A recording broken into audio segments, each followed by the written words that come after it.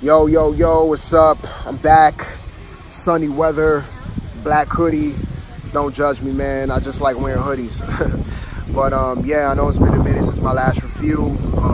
I don't even want to make promises as to when the next review is going to come. At the very latest, I am going to do an Avengers review, so look out for that.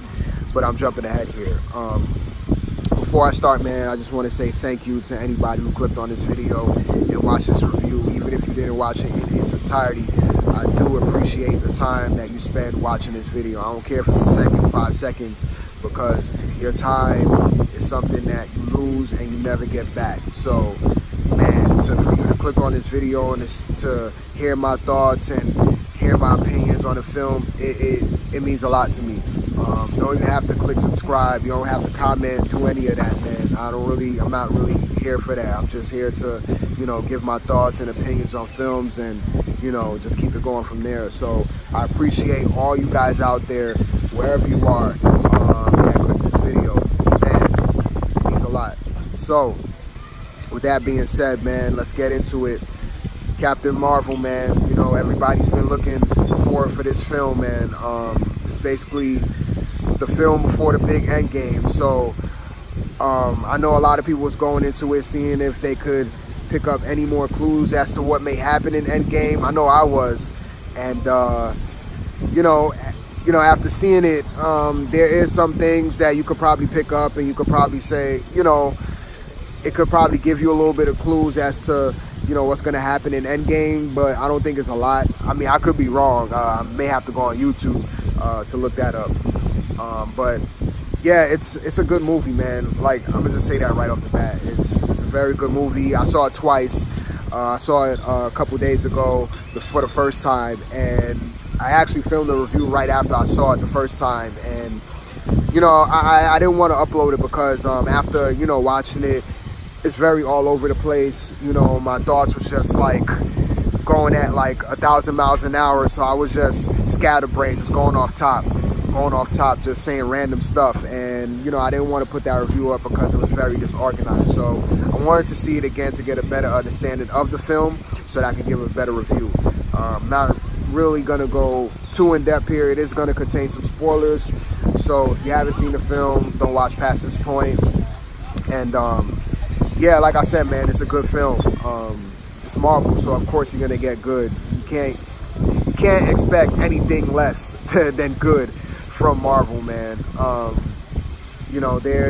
They're great. Like, I just gotta say shout outs and thanks to Marvel too, man, because the films that we've got for 10 years plus, and everyone is pretty much has been a home run out the park, just like the action, just a fun, entertaining film, man. Just like over and over again. It's not an easy thing to do, and what they was able to do with this whole cinematic universe is something amazing, man. It's just something that's just so unprecedented, because other film companies, other people try to copy what Marvel tried to do, and they failed. And Marvel, they knew how to set it up from the beginning, and they wrote it out to this point, man. And yo, to Marvel, man, shout outs to you, and thank you for giving us great films year in and year out, man. And I'm gonna just continue to watch these movies, man, because it actually I actually got a love for comics after watching all these films. I was always a big fan of comics and stuff, but I never really got into the comic books and stuff like that, looking behind the history of certain superheroes. I only knew X-Men, Spider-Man, from the Fox cartoons back in the day. So I wasn't really, really interested in like looking up these characters and seeing where they're from. But I always had, a likeness to comic books, but I was just like a general fan. But ever since these films came out, man, I just wanted to dig a little bit deeper as to like the backstory of a lot of these famous comic books that we know. And I found out a lot of stuff, and I still haven't read any comics over the years, but I've been looking up a bunch of YouTube videos, Comic Story and Comics Explained, They do a really good job of breaking down certain comic book issues and certain characters, and I just been really interested in just like looking deep into these things, man, because man, comic books, like their stories are so deep, very spiritual. I'm into spirituality a lot, so I could definitely see the little gems that, you know, they put out in these comic books and in these comic book films. And this film is no exception to that, because it does have little gems in there. And yeah, I went off on a tangent, but yeah, man, this film is definitely great. Well, I wouldn't say great, but it is good. Like I said, I saw it twice and I liked it both times when I saw it. Definitely very fun. The characters are very good. Brie Larson, you know, for all the flack that she's gotten for what she said in the media and stuff like that, man, she did a really good job playing this character. Definitely very fierce, especially towards the end. And I did like, you know, her powers. I do like her capabilities, because they did a great job like showing what she could do in this MCU. She is a very powerful character. When I mean powerful, she is very powerful. It's safe to say that she is the most powerful character in the MCU right now. And I feel like this is the reason why they waited so long to put out this movie. Because like you definitely see what she's capable of, and it's on a level that we haven't seen before. Like we've seen what Doctor Strange could do, we've seen what Iron Man could do, we've seen what Thor could do, we've seen what Cap could do. None of them could even like hold a stick to what this chick could do. Like she is that deal. She is that deal, man. And man, she did a good job. So shout out to Brie Larson, man. I do like the little relationship she had between her and Nick Fury. We do see a lot of Nick Fury in this one, and I'm so glad, because in the other films he just pops up. He's not really, you know, he is an important character, of course, in the MCU, but he doesn't really have a lot of scenes in these movies, man. So this one, he's almost like the co-star in this film. So just to see, you know, Samuel L. Jackson in a Marvel movie play such a significant role, where he's almost pretty much like the co-star, it's a good, it's just good to see him in that role finally, you know. And of course it's Samuel L. Jackson, so he does a great job playing Nick Fury. And yeah, a lot of the other characters, they did a real good job. I do like the Skrulls. You know, they were very fun, very entertaining. You do feel for them, especially, you know, when things get revealed. I'm not going to go into depth of what gets revealed, but you know, when you hear their story and stuff like that, man, you know, you really feel for them, man. And you know, and yeah, that's all I got to say about them. But I will say that I didn't really like their character design that much. I felt like their character design, like the way, like the makeup and everything, the effects, they just felt a little bit too stiff. Like, I don't know if it was just me, but like the mask and even their costume, it just felt like, it felt Power Ranger-esque. It felt like they were like villains in a Power Ranger movie. From how they look. I mean, I'm not saying that they look terrible, but I don't know. I just felt like it just looked a little bit cheesy to me. Especially when they show all the other Skrulls. And I think part of the problem was that in a lot of scenes they had the Skrulls in like regular like street clothing, like what we will wear, like what regular humans would wear. And it just made them feel kind of like, it made them look kind of like cheesy. You know what I'm saying? Just make them feel like, you know, somebody dressed up in a Halloween costume as a Skrull or something. You know, I don't know. Like, I felt like they could have done a better job. You do see them in their like Skrull attire, but I felt like you don't see it that much. And when you do see it, like a lot of the scenes are dark anyway, so you can't really see the detail in their costuming. So like I said, like a lot of their costumes are just like regular clothes. So you just have these green people with these pointed ears with regular clothes on. So it's, like I said, I just felt like it was just very cheaply done. I think they could have done a way better job than that. And yeah, and something else I didn't like was some of the action scenes were not shot too well.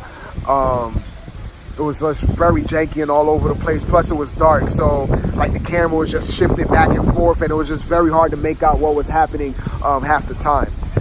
Especially when Brie Larson was fighting the Kree in some scenes. It was like, yo, what the heck is going on here? You know what I'm saying? But it wasn't like that bad. It don't take you out the film, but it's just, I don't know, sometimes it was just all over the place, and I was just trying to make out what was happening.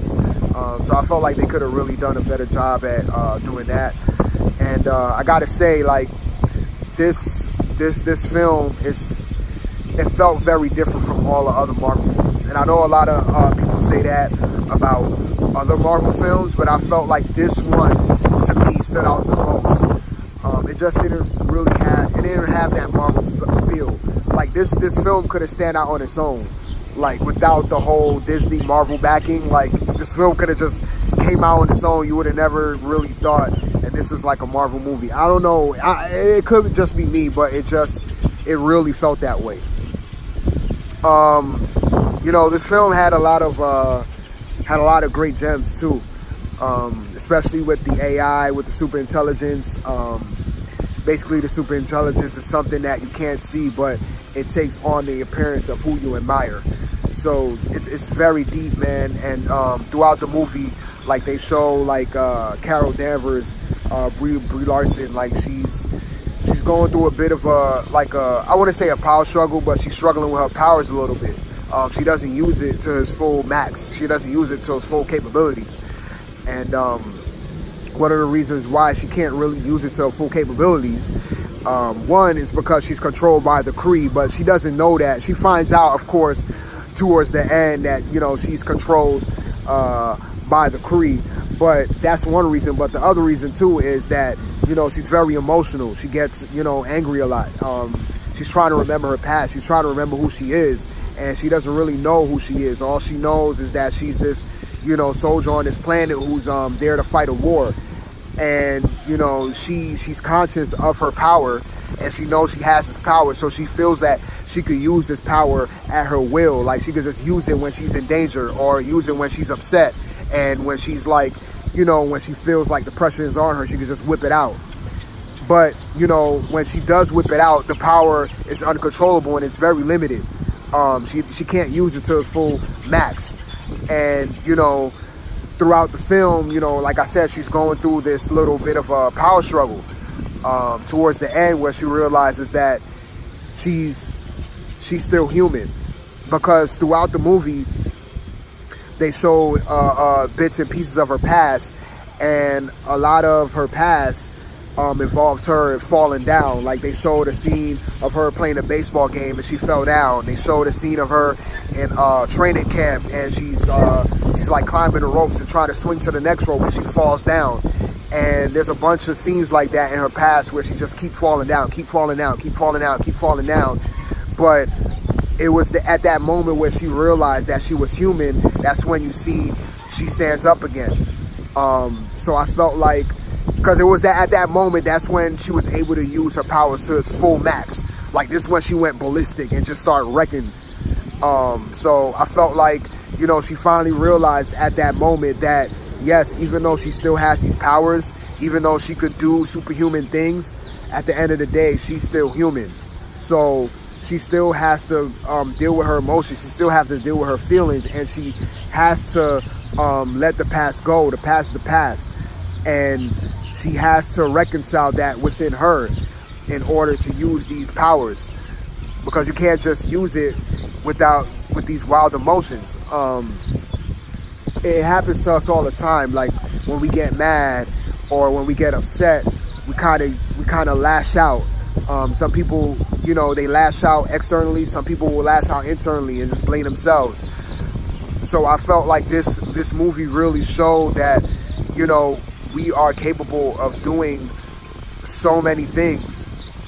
We are capable of, doing things that we thought that we couldn't do. But we have to realize that we are still human. We are still living in a, three-dimensional world. We still have limitations. So we have to master those limitations. We have to, whatever bad happened in our past, we have to come to grips with that. We have to reconcile that within us so that we could use our powers to its full max. And that's what I got from that. It was very powerful, man. I don't know if anybody else caught that, but I did, and it stood out in a major way. That was one of the big things that I did like. And like I said, with the super intelligence, it's something that you can't see, but it takes on the shape of what you admire the most. So it's kind of like the subconscious mind, you know. That's what I picked up from it. Getting a little bit too deep and spiritual and, you know, stuff like that. A lot of people may not be into that stuff, but I am. So a lot of those stuff I did pick up on, especially when she's talking to the super intelligence, you know, in this, you know, kind of like altered dimension. Like I said, I took that as her going deep into the subconscious mind. Subconscious mind was, you know, programmed by the Kree, so she's taking in what the Kree is telling her. She's basically accepting whatever the Kree is telling her because she don't know who she is, because the brain could be easily manipulated, could be easily programmed. So she's taking in a lot of what the Kree is telling her, and she's believing in that. So that's also a limitation too, because she's accepting anything that the Kree is saying, and she's basically, you know, another soldier on this planet fighting off the Skrull, because this whole time throughout the movie, she's thinking that the Skrull is the villain. But it turns out that the people who she was fighting with and the people who she was fighting for, they're the villain. Like, they're not on her side. They're manipulating her to fight the Kree. Because they know what she could do. They know her capabilities. So they had to put limits on her. They had to, like, trap her down so they could, like, control her. And, you know, like I said, towards the end where she's in the subconscious state, where she's talking to the super intelligence, and the super intelligence told her, like, look, you are human. And she's like, yeah, you're right. I'm only human. And that's when she, like, just lashes out and just destroys everything, man. It's awesome. And that's when she realized, yeah, she is human. So she kind of like broke that spell, and she figured out who she was, because this is, to me, that was what this movie is about, is figuring out, you know, who you are as a person, like mastering the self, like becoming a better version of yourself. That's what we're here to do, to become better versions of ourselves. We can all be a Captain Marvel. We already have that within us, but we have to master ourselves in this reality. So, man, I know that was a little bit deep, and I went off way on a tangent. But yeah, man, I want to go into the end credit scene a little bit. The very last end credit scene, which is the cat. The cat plays a really, really interesting role in this film, because towards the end, what happened was, basically in the film, basically the premise is the Skrulls and the Kree are in a major war, and we come to find out that the Kree was basically being attacked by not the Kree, I'm sorry, the Skrulls were basically being attacked by the Kree, because the Skrulls wouldn't accept the Kree's ruling. Like, they didn't want to be under the Kree. So the Kree is basically lashing out against the Skrull because they refuse to be under the Kree's order. So basically, like, the Kree is just lashing out at the Skrulls. They're trying to wipe the Skrull out. And the very few Skrulls that are left, they're trying to find refuge. They're trying to find a way out. So they need this energy core to travel galaxies far away, so that the Kree won't reach them. So this is why the Skrull needs Brie Larson, because they knows that she knows where this energy core is. So we come to find out that one of the main Skrulls, really, that wasn't the reason why. That's not the reason why that's not the reason why they wanted Brie Larson. They didn't really want the energy core. Basically, the very few Skrulls that were left, they were like refuged on Dr. Larson's laboratory. I'm sorry. They were trapped on Dr. Larson's laboratory, and he was trying to find a way to get back to his family. So this is why he needed Brie Larson, because Brie Larson basically had the coordinates to get to the lab so they could get the energy core. But it also had his family in the laboratory, so he wanted to reunite with his family again so that they could leave, so that they won't get attacked by the core and be destroyed by the Kree. Getting jumbled here. But we find out that what this energy core is actually the Tesseract Cube. That's right, it's actually the Tesseract Cube, the space stone, if I'm not mistaken.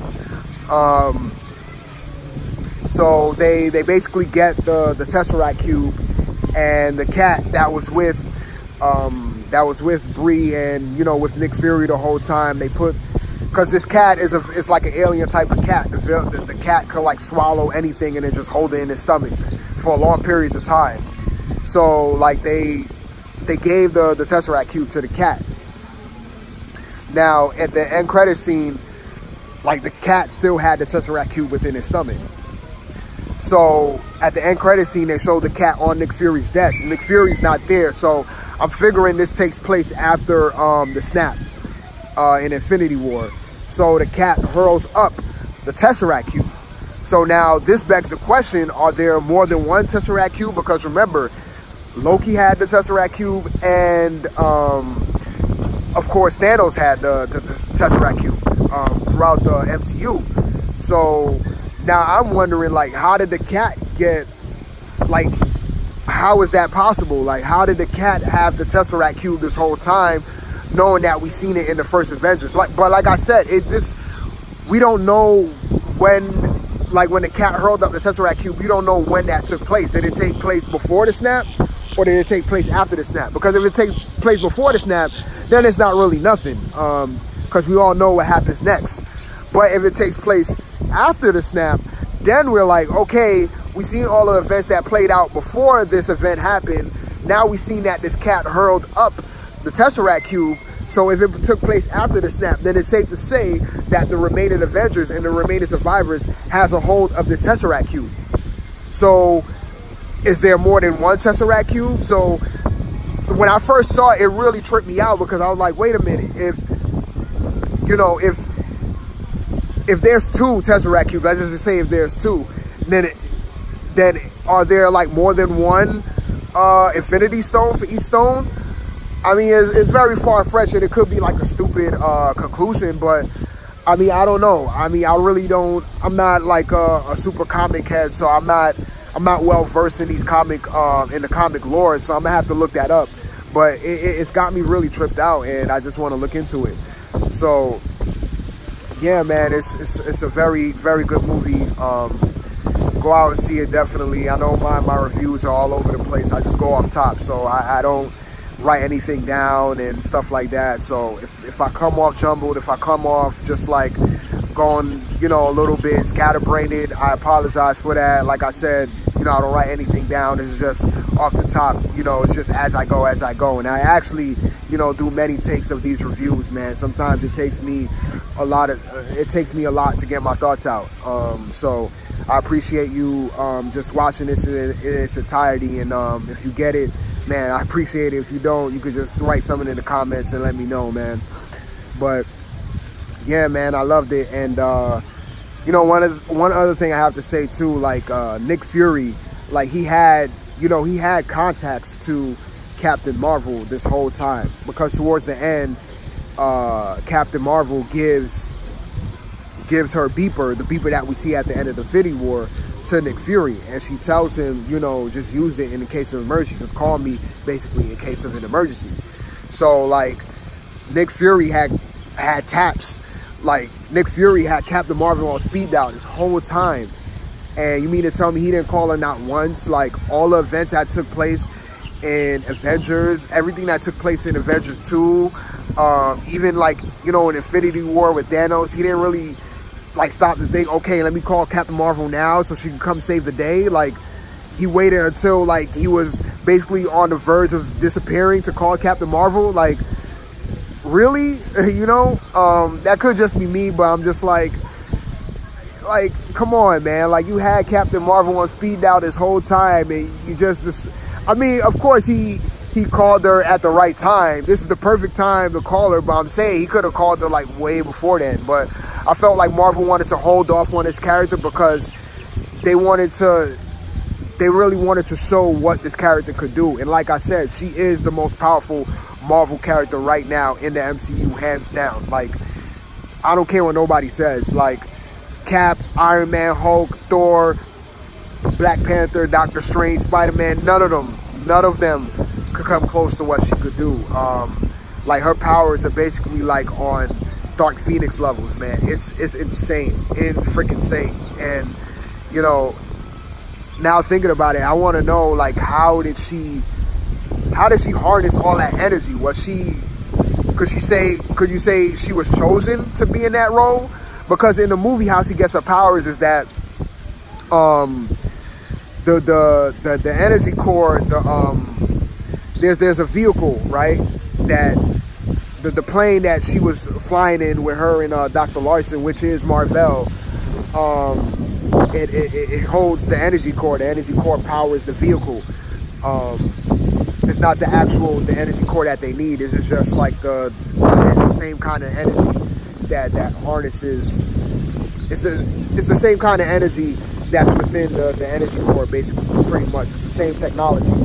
So, like before, like when the plane crashed, Dr. Larson told Brie, like, look, you got to take this energy core out, because if the Kree get a hold of it, it's basically gonna be the end of days, man. It's gonna be pretty much kaput. So you got to take this take this energy core out, whatever. And you know, the Kree come down and they shoot Dr. Larson, and it's basically a standoff between Brie and one of the I forgot the dude's name, man, but he is the like the main villain in the movie. You know, it's basically a standoff between them, and Brie Larson, she shoots the energy core, and like all of the energy it takes a hold of her whole complete body, and you see the energy going inside Brie Larson's body. Her eyes light up and her hands light up, and she's just out like this, and that's basically how she gets her powers. So she got it from that energy core. So I'm like, man, was she like chosen for this role? Like, was she like already the chosen one? Because to harness all that energy, like, you should be dead by that. Like, that's something that you should be dead by. So I'm wondering if she was like, you know, predetermined, kind of, or like, you know, she was, you know, chosen without knowing that she was gonna be the next Captain Marvel to be that. I feel. That's the other thing I got too. I don't know if anybody else picked up on that, but I kind of felt like she was destined to be Captain Marvel, whether or not she shot that thing in the first place. She was destined to be, because to hold all that energy in, and you know, to do what she do, like, that's a lot of energy. That could kill anybody. I felt like if they gave it to anybody else, you know, everybody else would be dead. I feel like you need to be a certain kind of person to harness that energy, and I felt like her character in that movie was the chosen one to harness that energy. So that's another thing that I picked up too. But yeah, man, it's a great movie. I think that's pretty much it. Definitely go out and see it if you haven't already. And yeah, until my next. I'm trying to figure out if there's anything before I go. If there's anything that I've missed that I wanted to talk about. And I guess I could talk about the first end credit scene. It takes place, you know, after the snap. It shows Captain America, it shows Black Widow, it shows War Machine. Basically, they found the beeper that Nick Fury had at the end of the Infinity War, and they're trying to power it, because the beeper kind of is like, it was shorting it out, and it pretty much went dead. So they was trying to, like, you know, turn it back on again so they could revive it, so they could, I guess, send a signal out or try to figure out what this signal is.